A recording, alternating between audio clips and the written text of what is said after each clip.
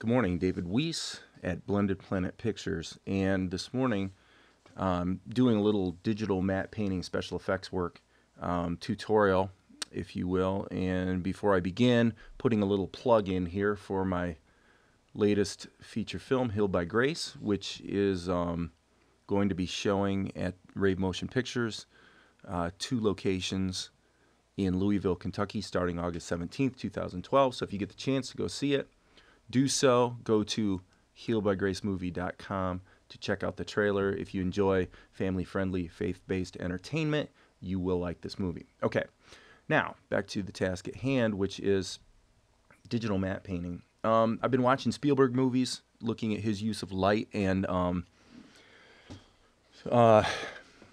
he tends to pump a lot of fog into his shots, which I don't really have a fog machine, so and one of my mandates as a filmmaker is certainly to try to deliver high production value profitably. And that means finding really cost-effective ways to make stuff look cool, you know. Now, for this shot, actually, let me turn this off. What I did was I actually just set up a camera in our bedroom. This is my lovely wife working on her laptop. And the was shot with an 11mm lens. I left the camera locked.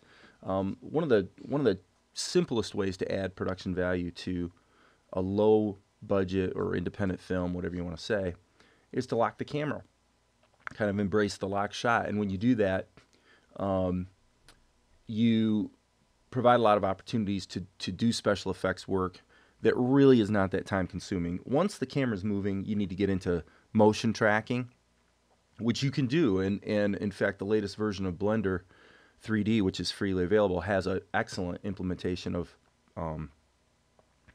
all kinds of motion tracking tools, and we'll probably look at those sometime. But for now, this is really an exercise more than anything in sort of composition, matte painting, and digitally enhancing a shot. So what you have here is just basically Linda sitting there working on the laptop. The first thing I wanted to do, kind of a la Spielberg, was add a beam of light coming through the window. And the way I did that was I actually took a full HD screen grab of just a frame from the shot, and I brought that into GIMP, and I'm going to kind of show the quick and dirty way that I did this. Let me turn this off, and just for illustration purposes, let's just say, probably if we just grab this, if you take and kind of just draw. This is not how I actually did it. I actually used the magic scissors tool, but I don't want to take the time right now. So, I mean, if you wanted to create a selection, you could do it like that, and then basically throw a gradient in there. So that's sort of the quick and dirty way. And then what I did was I took that gradient, turned it into a layer of its own. The first thing I noticed was I really needed some fall off from the window, obviously, down to here. So I've got the curves tool mapped to my 1 key, so I just hit the 1 key, and then in this case, pretty simple move to just add some fall off to the light. That kind of a thing. Then what I did was actually took this, erased it, and saved this out as a ping file with transparency. So that way I was able to bring that in like this. And one of the problems initially was that this beam was a little too sharp, a little too crisp. So I added a Gaussian blur, just kind of soften that up a bit. Wasn't totally satisfied with the density of that beam, so then I basically added the same layer again. I think this one's in screen mode. Probably this one is too. You could do additive mode. It'd be pretty much the same effect. But that was the first thing I did. I wanted to add that beam of light. I did actually do, let me look here, I did some basic color correction because I wanted to get sort of a vibe happening in the scene, first of all. So I added some contrast. Not going too far. If you look at the histogram here, you can see that when I shot it, I was careful not to let the blacks get crushed. So when I did the color correction, I just kind of moved the blacks down, but not down to 0. So basically I've just got a full exposure, and then I added a glow effect, which sort of put a made the whole thing look a little ethereal, or whatever you want to say. Uh, it's a little extreme. It kind of needs to be clamped down a little bit. It was tough to find the right settings on the glow effect, but that's kind of where I landed. And just continuing to move forward, I felt I wanted to do something with this lamp as well. And so I added just a color gradient in additive mode, I believe. Yes, additive mode. Sorry. And turning that on and off, it just kind of put a glow that ostensibly would be coming from the light. Trying to look at what I did in the order I actually did it. I believe at this point I took a look at color correction overall. Seems like I added the contrast next, but let's just take a look here. I wanted to give it a little bit of a green cast instead of red, but not take it too far. So just a couple little steps there. I'm going to actually go ahead and turn those off and come back to them. I've got effect here. Okay, yes, the second light beam also needed its Gaussian blur to smooth that out.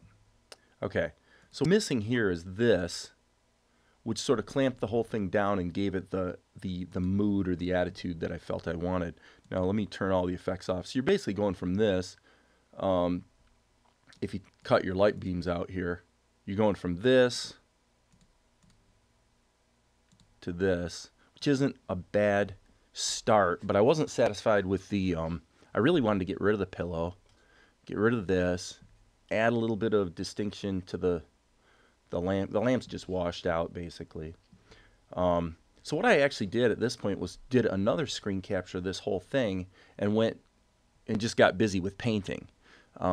Painting some things in and out and tweaking them, then laying the painting in back over top of it, which is what this layer is.